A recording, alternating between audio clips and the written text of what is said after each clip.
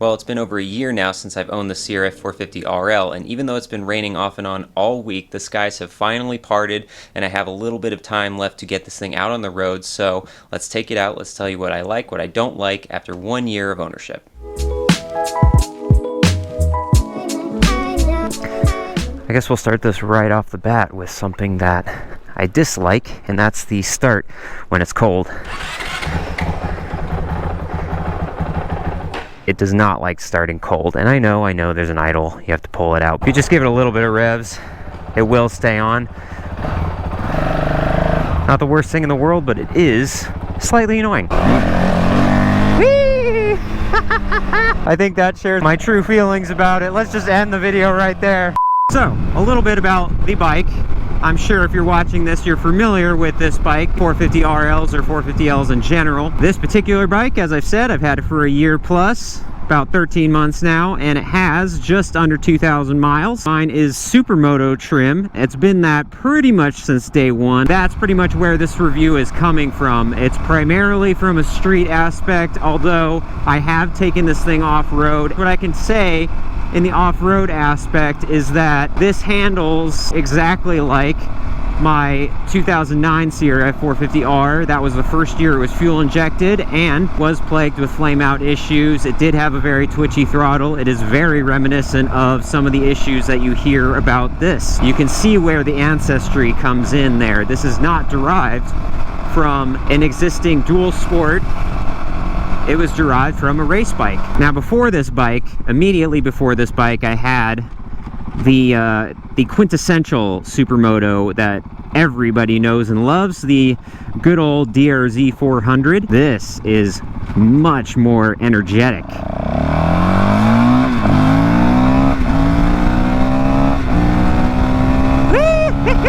This thing is very snappy. It loves to go through the gears. I do have it geared down for street. Stock in the rear is 51 teeth. I believe I have a 48 tooth, so it's not a huge difference, but it just takes the edge off, you know? Even in its stock form, being a dual sport, there are a lot of things that this bike has that make it very advantageous to the street. And even more so when you put street tires on it. I love that it has the CRF derived suspension. That's pretty much where the money that you put into purchasing this bike, that's where it goes, is that suspension, and it feels so nice. Couple clicks on the rebound and stuff, a little stiffer for the street, and that's pretty much all you need. Very plush, very firm, very planted. That's a lot of varies. The other thing that they did with this bike is made it a lot more comfortable for the street. Dual sports can go kind of one or two ways. The ADV side of things, where it is primarily a street bike, it's meant for long distance cruising, basically just some knobbies on it so that you can occasionally take a fire road. Then you get the other side, which you see primarily with the Austrian bikes, where it's basically just a dirt bike with the bare minimum to put a license plate on it. Those ones being primarily for the dirt, they're not used to being driven that fast on highways. It's not set up for that. They vibrate like crazy. They're super uncomfortable.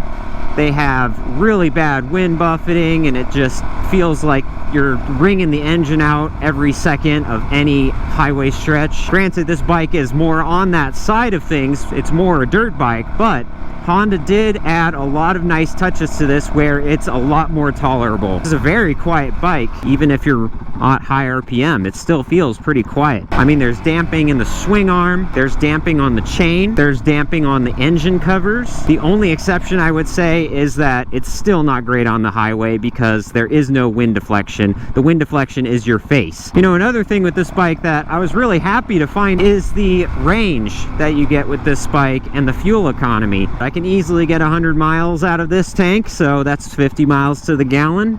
I believe that's what I average, and that's me riding around on this bike without fuel economy in mind. So what about some of the negatives or some of the potential negatives that people talk about this bike? What are my experiences with that? I have modified this bike, but I haven't modified it in the same way that many others do for a lot of those issues. The big one that I'm talking about, and I'm sure that you're aware of, is the throttle response, that twitchiness that everyone knows and loves to hate. First of all, my opinion, This is a race bike. It's from a CRF450R. Those are race bikes. They are very twitchy on the throttle because that's how they are ridden. It's on or it's off. Those are not gradual, they're light switches. That's the kind of mindset that you have to put yourself in when you're riding this thing. But that's what a lot of people don't expect when they get onto this, because maybe they're coming from a street bike, which has a much more gradual throttle response, or you're coming from a smaller dirt bike or smaller dual sport. I mean, the CRF450RL is derived from a CBR 300. So they get a lot of their characteristics, again, from street bikes. Almost everyone, and I'm sure you'll see some people in the comments here or in comments of my other videos, I've seen quite a lot of them saying, you have to get a Vortex, you have to have a get, you have to have an aim, you have to have an ECU to tune this bike. I disagree. I've done a couple of things to help aid. Is it perfect? Is it 100%? No, I freely admit that. But the things that I have done make it a little bit more manageable. It makes it just a little bit easier for the street. Less twitchiness at low speed for basically tight, technical street riding. A lot of like this stuff right here.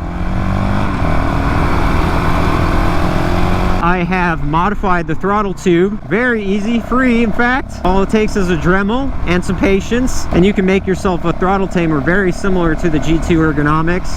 And that thing was life-changing. That was a fantastic modification. I highly recommend that. I did add a fuel controller, so it's a fraction of the price of a full ECU replacement. It is a piggyback. It's not going to fix the problem, but what it is going to do is regulate that fuel delivery so you can give it just a little bit more. I think those two modifications honestly have done me really, really well. I haven't had any instances after that, having put those on, where I thought, man, I really could use much more throttle control. I could really use a lot less twitchiness. Oh, that's a nice view right there. Some of the best views are after a long rain, am I right? Anyway, I was talking about negative stuff, so let's keep doing that. Let's talk service intervals. The recommended service intervals from this bike are 600 miles for every oil change, and basically double that for valve checks. But again, realize this does come from a race bike, and oil changes aren't that bad. They're super easy. They don't take that long. The only thing I will say though that is very annoying about this is the drain bolt can be a little finicky with this. If you're doing your own oil changes, do not torque it to spec. Get it snug. It has an O-ring. It will stay put, don't you worry. But if you torque it down the way that they recommend, there is possibilities, and I have heard cases of this, where you can crack the engine block. Second, you can stretch those intervals. I've stretched mine to about 1,000 or so, a little bit more. There was one service interval that was 1,200, but in my riding style, I'm not thrashing this bike. I'm just doing spirited street riding for the most part, with the occasional off-road trip thrown in. And even then, I'm not very aggressive when it comes to off-roading. I've had no issues with this. I've heard lots of other people do the same thing. At the end of the day, it's a Honda. It's gonna last. All right, we pulled over a little bit to get some light because the sun is gone down.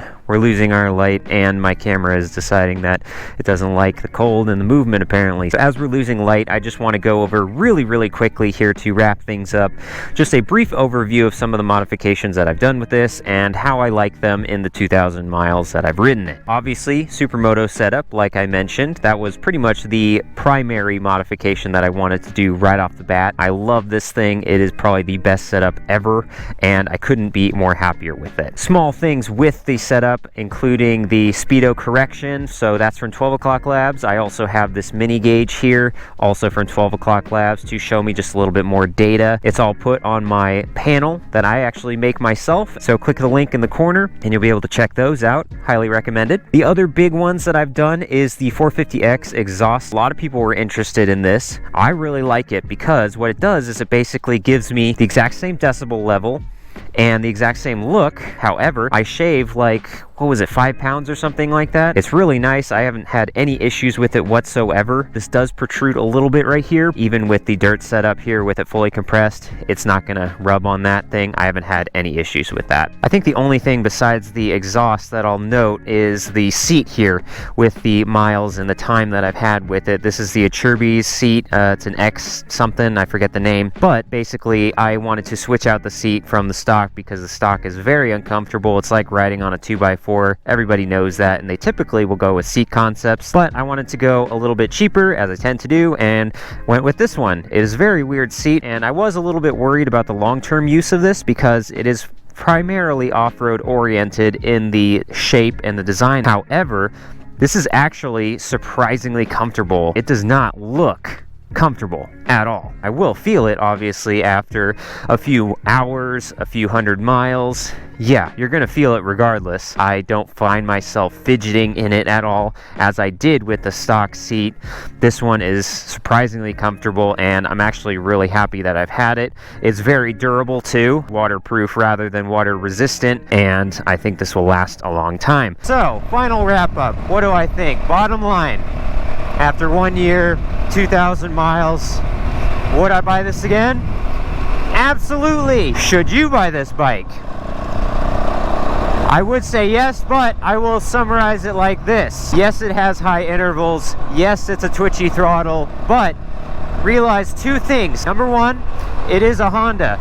It's reliable. It will get you there. It's well built. It will maintain. Number two, this is from a motocross bike, so treat it like that. This bike is a unicorn. It's as close to a middle ground for a dual sport as you can get. There has to be some compromises with the dual sport. That's the nature of a dual sport. Because of that, it's going to be a jack of all trades, master of none. But this has the least compromise, in my opinion, on any of those fronts. I mean, it's nice and quiet on the street as much as it can be, and on the off-road front, it's derived from a very solid motocross bike that can handle pretty much anything. It has some emission-based fueling that makes it a little bit twitchy in some of those off-road circumstances, but again, you're getting the best that you possibly can in a complete package, something that I can enjoy for years and years to come, and I look forward to those years.